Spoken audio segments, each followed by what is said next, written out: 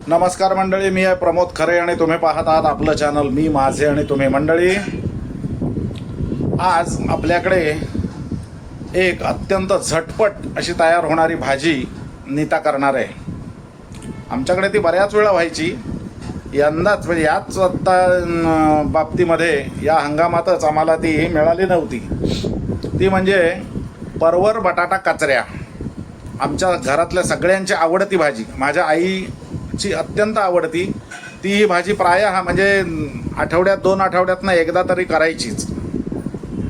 आता हे जे परवर आहे, म्हणजे आपण त्याला परवर म्हणतो, गुजरात मारवाडमध्ये त्याला परवल असं म्हणतात, आणि मध्य प्रदेशातून पलीकडे वरती उत्तरात गेलात उत्तरेत की त्याला ते पटल म्हणतात. पटल किंवा पतल, त्याच्या ते कचऱ्याच करतात, त्याला ते भुजिया असं म्हणतात. म्हणजे कुठल्याही कचऱ्यांना ते भुजिया म्हणतात, आपण कचऱ्या म्हणतो. तर त्या अशा कचऱ्या माझी आई करायची. माझ्या आईने त्या आमच्या सौभाग्यवतीला म्हणजे नीताला शिकवल्या आणि आता ती अतिशय सुंदर करते. पोळीबरोबर अतिशय सुंदर लागतात. तोंडली वर्गातली ही भाजी आहे, थोडीशी तुरट असते आणि अतिशय चांगली पौष्टिक आहे. तर आपण आता आपल्या स्वयंपाकघरात जाऊ. सौ नीता ही भाजी आपल्याकडे करणार आहे, ते आता बघूया. चला. नमस्कार मंडळी, तुम्ही बघताय आपलं चॅनल मी माझे आणि तुम्ही. तर मंडळी, बऱ्याच दिवस हे आहेत, ही परवलाची भाजी आहे बघा. आणि ही मी बरेच दिवस वाट पाहत होते, कारण काय मध्ये मी गावाला गेले होते, त्यामुळे सावंतवाडीला वगैरे ह्या भाज्या नाही मिळत. आणि मग इथे आल्यानंतर काल मी बाजारात गेले होते आणि मला ही भाजी दिसली. तर ही भाजी आमच्या घरी खूप आवडते. खरं तर हे ना गुजराती लोकांमध्ये खूप फेमस आहे ही भाजी परवलाची. पण माझ्या सासूबाई होत्या, तर त्या ह्याच्या कचऱ्या बनवायच्या आणि एकदम सुंदर लागतात, मस्त. तर म्हटलं आज त्या कचऱ्याची हेच तुमच्याशी शेअर करूया डिश, म्हणून आज मी ही भाजी करणार आहे, सुक्की भाजी. तर त्याच्यासाठी हे आपल्याला लागणार ते म्हणजे परवर. त्यानंतर सासूबाई एखादा बटाटा घालायच्या, म्हणजे जरा मिळून येते छान. तर हा एक बटाटा मी घेतलाय. आता हे परवल कसं आहे, ह्याच्यावरच्या सगळ्या साली काढायच्या ह्या अशा पद्धतीनं. आणि या साली काढल्या की अजून एक त्याला स्वच्छ करण्याचं हे काम लागतं, ते म्हणजे हे दोन्ही टोकं कापायची, मध्यभागी हे चिरायचं. आणि जसं करटुलं असतं माहितीये की नाही मंडळी, रानटी भाजी करटुली किंवा तुझं कारलं, तर त्याच्यामध्ये कशा अशा बिया असतात, तर ह्या बिया भाजीमध्ये घ्यायच्या नाहीत. तर ह्या आता आपल्याला काढाव्या लागतील. तर ह्या पण मी आता अशा काढून घेते.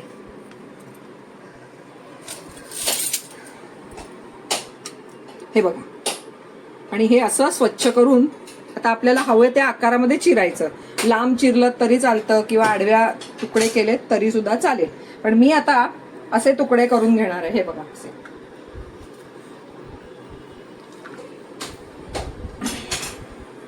असे तुकडे करून घेते.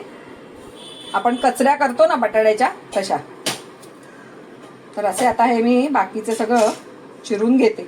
आणि बटाटा चिरताना सुद्धा असे लांब लांब कापच करायचे, म्हणजे सेम होतं ना. आता ह्याच्या पुढली कृती आपण नंतर बघू. आता मी हे साफ करून घेते सगळं. मंडळी, आता आपण कचऱ्या चिरल्या बघा. ही परवर चिरलं मी असं लांब लांब असं. त्याच्यानंतर हा एक बटाटा, हा पण असा बघा, अशा स्लाइस करून घेतल्यात लांब लांब. त्याच्यानंतर आपल्याला फोडणीला लागणार आहे हिरवी मिरची. तर ही मी ना पटकन काढता येईल शिजल्यावर, म्हणून अशी फक्त मध्ये चीर दिली आहे त्याला. आणि अशी फोडणीत टाकणार आहे. ओलं खोबरं लागेल आणि आपलं नेहमीचं साहित्य आणि चवीपुरतं मीठ, इतकं आपल्याला साहित्य लागणार आहे. ही अगदी साधी सोपी भाजी आहे, पण खूप टेस्टी लागते आणि पौष्टिक आहे. आपण आता राई घालूया. तेल तापलंय. थोडीशी मोहरी, त्यानंतर हिंग, हळद आणि या मिरच्या टाकूया. छान तळल्या गेल्या पाहिजेत त्या फोडणीमध्ये.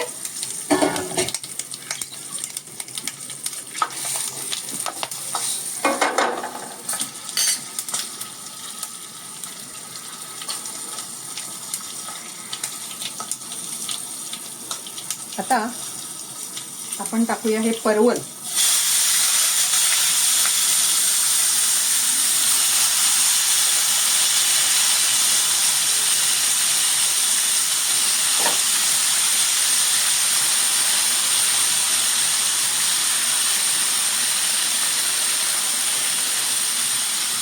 आणि हा बटाटा सुद्धा टाकूया त्याच्याच बरोबर.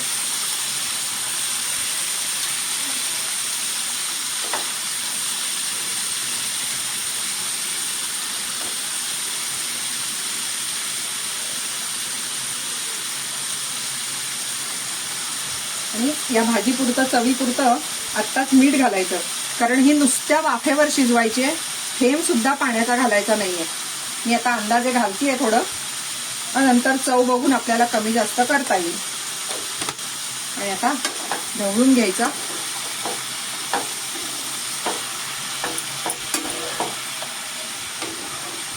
कंटोली वर्गातली भाजी आहे, साधारण तुरट आणि थोडीशी कडवट अशी चव असते.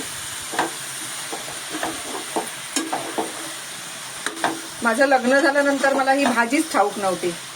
सासूबाईंनी जेव्हा पहिल्यांदा मला खायला घातली तेव्हापासून मला ती आवडायला लागली आणि लागते, मस्त टेस्टी लागते एकदम. आता हे आपण छानपैकी ढवळून घेतलंय. गॅस अगदी सीम करायचा, बारीक करायचा आणि ह्याच्यावर झाकण ठेवूया आपण.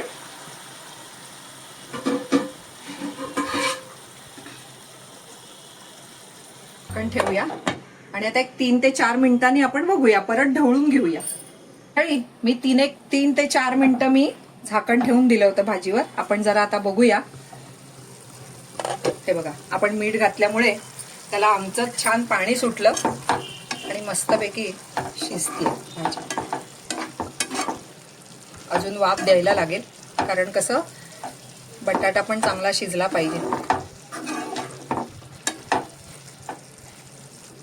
अजून एक 3 मिनिटाची वाफ देऊया. आता आपण अजून 3 मिनिटाची वाफ दिली. आपण आता पाहूया पोझिशन शिजलंय की नाही परवर ते.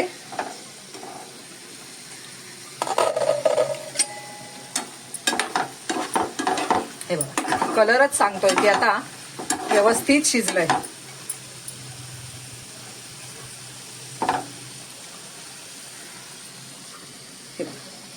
छान मऊ शिजलंय. आता मात्र झाकण ठेवायचं नाही. आपण मीठ ऑलरेडी याच्यात घातलेलंच आहे, तरी पण पुन्हा एकदा चव बघायची. आणि हे भरपूर ओलं खोबरं हे या भाजीत घालायचं. भरपूर ओलं खोबरं घालायचं. आता पुन्हा एकदा परतून घ्यायची आणि आता झाकण न ठेवता आता ही खडखडीत करून घ्यायची सुक्की.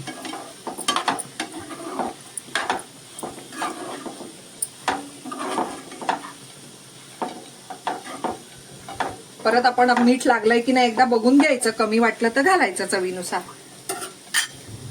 आपण आता सुक्की करून घेऊया एकदम. तर मंडळी हे बघा, आपण आता झाकण न ठेवता ही बघा अशी कोरडी करून घेतली. आता ही आपली परवर बटाटा कचऱ्या खायला तयार आहे. आता आपण ह्याच्यावरती आपली आवडती मैत्रीण थोडीशी कोथिंबीर घालू की आता ही भाजी खायला तयार. मी आता प्लेटिंग करते. आणि भाजी म्हणजे परवर आणि बटाट्याच्या कचऱ्या आणि पोळी. आज आता आमचं दुपारचं हे जेवण आहे. तुम्ही पण अशी भाजी करून बघा, नक्की तुम्हाला आवडेल आणि कमेंटमध्ये कळवा. हा व्हिडिओ जर तुम्हाला आवडला असेल तर लाईक करा, शेअर करा आणि नेहमीच सांगणं, आमचं चॅनल सबस्क्राईब करा. धन्यवाद.